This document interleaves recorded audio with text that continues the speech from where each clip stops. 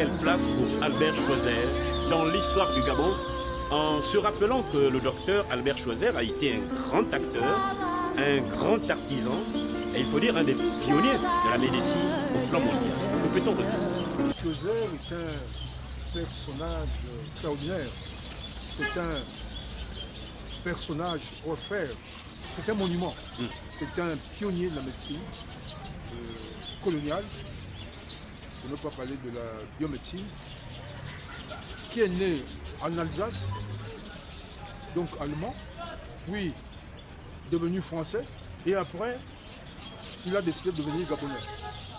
Parce que en 1913, il décide de venir au Gabon. Ben, il vient au Gabon comment?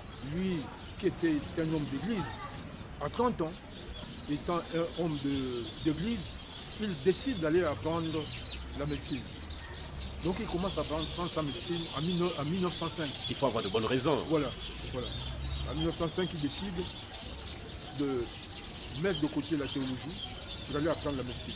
Et il devient médecin. Et puis, il se décide de venir au Gabon parce qu'il a lu dans les journaux qu'au Gabon, c'est un petit pays d'Afrique équatoriale française, des populations qui meurent d'un certain nombre de maladies.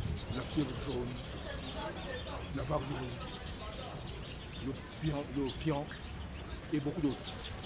Donc voilà comment il décide de devenir gabonais. Il vient en 1913 et il installe ce qu'on peut appeler l'hôpital village. Alors, pourquoi il installe à Lambaréné, il crée à Lambaréné un hôpital village? Parce que lors de ses va et venus entre la France et le Gabon, il découvre que le malade qui décide d'aller à l'hôpital est toujours accompagné par sa famille. Donc, il se dit, le malade n'est jamais seul. Il est toujours accompagné de sa famille. Ce qu'il n'a jamais vu chez lui. Ce qu'il n'a jamais appris. Ce qu'il n'a jamais observé chez lui. Il dit, mais tiens, donc, il y a quelque chose. Donc ici, un malade n'est jamais abandonné. Comme chez moi. Ici, un malade est entouré. On lui donne tout, toute l'affection. Il dit, bon tiens, donc au lieu de créer un hôpital, je veux créer un hôpital village. Donc, mais ça c'est de l'amour.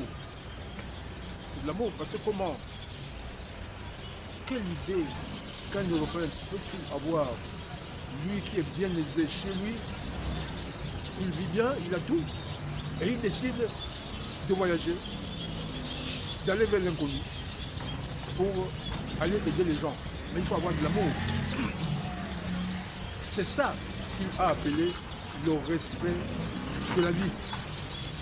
C'est sa vision, le respect de la vie. Donc, il faut protéger toute vie. Il faut protéger tout le monde. Mais tout le monde, c'est pas seulement l'homme. Tout le monde, c'est l'homme, c'est les animaux, c'est les rivières, c'est les arbres, c'est l'environnement, c'est le boué, c'est la nyanga, ce sont les forêts, c'est tout le monde. Parce que c'est tout le monde-là, c'est dans tout le monde-là qu'on retrouve l'harmonie. C'est chez tout le monde-là que lui se rend compte que l'homme a été toujours le frère de l'homme. Lui, étant blanc, il est le frère des noirs. Donc le noir et le blanc sont tous pareils. Alors donc, Schweitzer installe son hôpital et traite ses malades. Mais avec amour. C'est-à-dire que entre lui et les malades, il se rend compte que le malade n'est pas quelqu'un à abandonner. C'est quelqu'un qu'il faut soigner avec amour. Et toujours dans ce concept, dans cette vision, bien dans ce concept de l'hôpital village, il se rend compte, et ça il le dit dans ses écrits, que finalement, lorsqu'on soigne l'homme parce qu'il est malade, il faut soigner à la fois le corps et l'esprit. Donc il faut associer au corps la spiritualité. Mais c'est important, c'est ce qu'il a conçu comme vision. Pour que Mensana incorpore ça. Voilà. Alors, finalement, qu'est-ce qu'il veut dire par là? Il veut dire par là que, finalement, la manière dont on utilise la biomédecine, la manière dont on pratique la biomédecine n'est pas la bonne manière. Parce que la biomédecine ne traite qu'une partie du corps, la partie qui est malade. Alors que lorsqu'il y a une partie du corps qui est malade, l'esprit est dérangé. D'où le mariage entre les soins du corps et les soins de l'esprit. Et ça, c'est la vision de la médecine traditionnelle. Donc en réalité, Chézère, dans sa pratique de la médecine, de la biomédecine, il avait la théorie de la biomédecine et quand il vient observer, quand il côtoie les malades, quand il côtoie les médecins traditionnels, il se rend compte qu'il y a un élément qui manque, qu'on doit ajouter à la théorie, qui est synonyme de la biomédecine. Il faut associer le traitement de l'esprit. Et du coup, la philosophie de cette médecine-là consiste à dire que la médecine traditionnelle, ou bien la médecine telle que pensée par Chézère, qui a été formé en biomédecine, doit tenir compte de l'aspect holistique.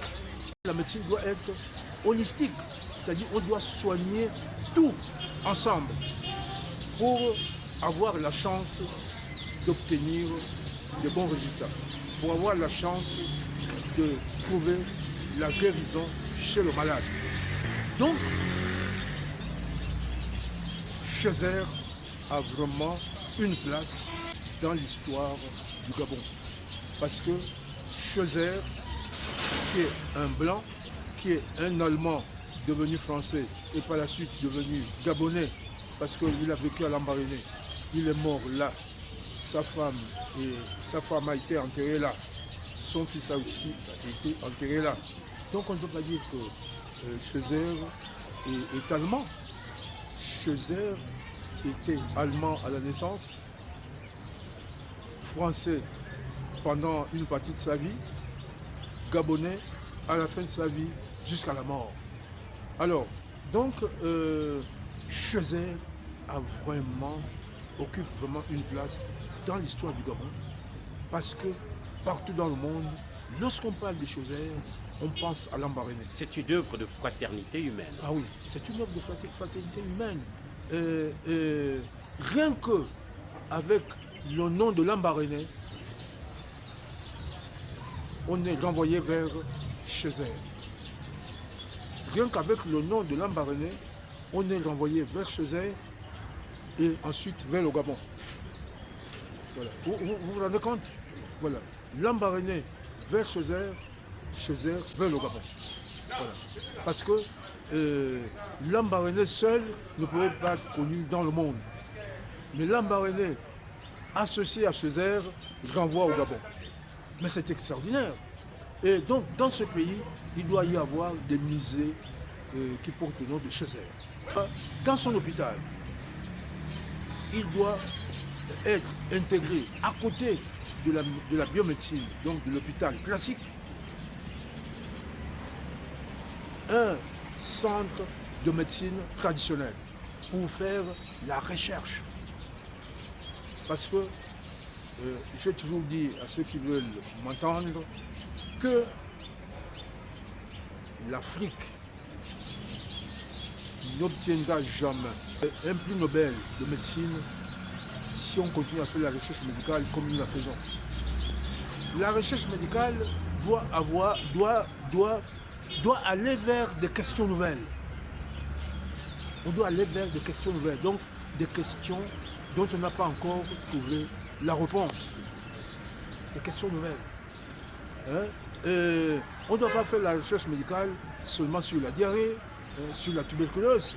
On fait la recherche médicale là-dessus, mais on n'obtiendra jamais un prix Nobel de médecine, parce qu'on n'obtiendra pas de nouvelles données. Donc il faut associer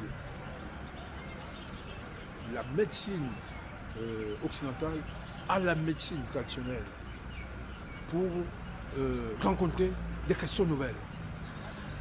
Et en rencontrant des questions nouvelles, on va découvrir des nouvelles données. Et la science médicale va avancer. Parce qu'il y a des maladies qui ne sont pas connues. Il y a des maladies qui ne sont pas connues.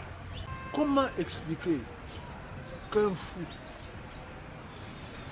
donc quelqu'un qui a une tête dérangée, qui va à l'hôpital pour se faire traiter, l'hôpital l'examine, le met sous traitement en fonction de ses compétences. Mais après, au bout de quelques mois, quelques années, on découvre que la maladie n'a fait qu'empirer. Et qu'à la suite, lorsque ce malade est pris en charge par la médecine traditionnelle, qui va utiliser aussi bien la pharmacopée que la médecine traditionnelle, donc il commence d'abord par la consultation. Et là, le malade pris en charge, le médecin traditionnel va se rendre compte qu'il y a l'origine de la maladie qui a échappé au médecin. C'est pas que le médecin a été incompétent. Le médecin est passé à côté de la plaque parce qu'il y a des choses qu'il n'a pas apprises à la faculté de médecine. Parce qu'il a traité le malade, il a fait ce qu'il a pu, mais sauf que l'esprit qui a été dérangé n'a pas trouvé un médicament pour le ramener à la place. Or, ce genre de pathologie trouve la guérison en médecine traditionnelle. D'où la collaboration entre la médecine occidentale et la médecine traditionnelle. C'est pas mauvais, c'est pas interdit. La preuve, Scheuer en parle. Scheuer en parle parce qu'il a été confronté à cela. Il avait compris très tôt. Il avait compris très tôt. Et lui qui appelait les Nganga comme étant des sorciers, comme étant des féticheurs, il s'est rendu compte qu'il s'est trompé. Les Nganga sont des médecins. Ce sont des gens qui protègent aussi la vie. Ce sont les gens qui ont un grand respect pour la vie. Mais pourtant diabolisés par le domaine médical moderne. Mais pourtant diabolisés par le domaine médical moderne. Et même par certains hommes dits de Dieu. Voilà. Mais parce que tout les praticiens de la biomédecine sont ignorants. Les autres sont ignorants. Ignorants pourquoi? Je n'ai jamais lu un document, à ma connaissance, qui aurait écrit, ou bien un auteur qui aurait écrit que la médecine traditionnelle est née en 2020 avant Jésus-Christ. Jamais lu un tel document. Donc, la médecine traditionnelle n'a pas une date de création. La médecine traditionnelle fait partie du domaine de Dieu. Parce que c'est Dieu qui la crée. C'est Dieu qui crée la médecine traditionnelle. Ce n'est pas un être humain. Et tout ce qui concerne Dieu est synonyme de mystique. Parce que le mystère, c'est Dieu. Donc, voilà pourquoi, en médecine traditionnelle, on utilise la parole. Parce que la parole est un mystère. Et donc, le praticien de la biomédecine doit comprendre qu'il y a un domaine qui échappe.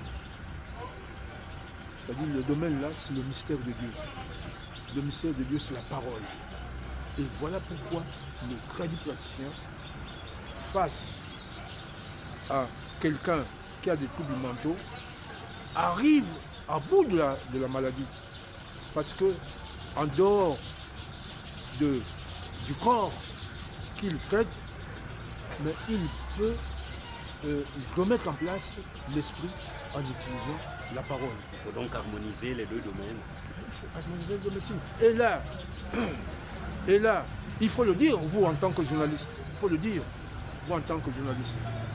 Le problème en Afrique, c'est parce que les Africains ont toujours passé le temps à singer. C'est-à-dire on singe. On singe pourquoi? Parce que on ignore que notre paradis n'est pas en Occident. Notre paradis est ici. Dieu nous a tout donné. Dieu nous a tout donné et Dieu nous a dit, écoutez, débrouillez-vous avec ça. Mais qu'est-ce que nous on fait? On dit, bon, écoutez, Dieu nous a dit, débrouillez-vous avec ça. Et nous on dit à Dieu, débrouille-toi avec ça. Ce dont je parle émane des enseignements obtenus à l'école de cérémonie où on enseigne la médecine traditionnelle selon le cérémonie. Certaines maladies peuvent être diagnostiquées vues par le microscope et d'autres pas. Et d'autres pas. Maintenant, Tout est un mystère. Non, mais c'est un mystère. Le microbe est là, mais le microbe là ne peut pas être observé au microscope. Parce que ce n'est pas un microbe naturel. C'est un microbe provoqué par un sort. Voilà. Et je vais plus loin. Vous pouvez attraper le diabète. Le diabète veut dire que votre taux de sucre dans le sang est élevé. Vous avez les symptômes du diabète. Donc là aussi, vous pouvez avoir un diabète naturel et un diabète non naturel. Parce que, pourquoi? Vous allez faire les examens, vous avez les symptômes du diabète, vous faites l'examen de sang, on découvre que le taux de glycémie dans le sang est normal. Donc on ne trouve rien. Le taux de glycémie dans le sang est normal. Mais quand on vous regarde, vous avez les symptômes du diabète. Vous avez les symptômes du diabète, hein? C'est-à-dire vous le vivez. Vous êtes faible, vous dormez peu, vous n'avez pas appétit. Mais vous avez les symptômes du diabète qui n'en est pas un. Parce que les examens sont négatifs. Alors, Naturellement. voilà. Alors, maintenant, maintenant, vous allez chez le médecin traditionnel qui vous diagnostique et il découvre que, écoutez, les symptômes là, pour moi, ce sont les symptômes dus à un poison. Lui ne parle pas du diabète, hein. Il regarde dû à un poison. Et il vous donne le médicament et vous retrouvez votre forme. Vous allez faire les examens. Vous allez faire les examens, vous dites non, vous n'avez pas de diabète. C'est extraordinaire. Vous n'avez pas de diabète. Alors, ça, ce sont des choses. Oui, évidemment. Ce sont des choses vécues. Ce sont des choses vécues. Donc, ça veut dire qu'il y a de la matière. Ça veut dire qu'on doit savoir qu'en Afrique, nous avons une médecine appelée médecine traditionnelle. Qu'il faut arrêter de diaboliser. Et les gouvernements, nos gouvernements doivent prendre conscience. Ils doivent soutenir la recherche. Ils doivent soutenir la recherche. C'est-à-dire que dès qu'on a associé la biomédecine à la médecine traditionnelle, ça veut dire qu'on a mis en place la recherche. On a mis en place la recherche et cette recherche-là va vous amener vers de nouvelles questions. Merci, docteur. Donc, Nous y reviendrons. Voilà. En tout cas, c'est moi qui vous remercie.